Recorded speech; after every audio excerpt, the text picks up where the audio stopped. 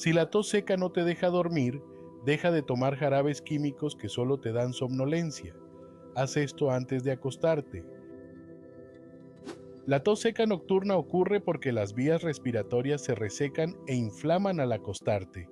Este remedio biológico calma el reflejo de la tos desde la primera cucharada.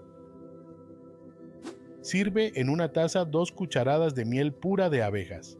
La OMS la reconoce como el mejor demulcente natural, genera una capa protectora en tu garganta que apaga la irritación al instante. Agrega el jugo de medio limón fresco y una pizca de jengibre en polvo o una cucharada de infusión concentrada de tomillo. Esto actúa como un potente antiséptico y antiinflamatorio que relaja los bronquios. Tómate este jarabe casero tibio, despacio, justo 5 minutos antes de apagar la luz. No bebas agua después para permitir que los compuestos activos sanen la mucosa durante la noche. Dale a tu cuerpo medicina viva que trabaja con tu biología, no contra ella.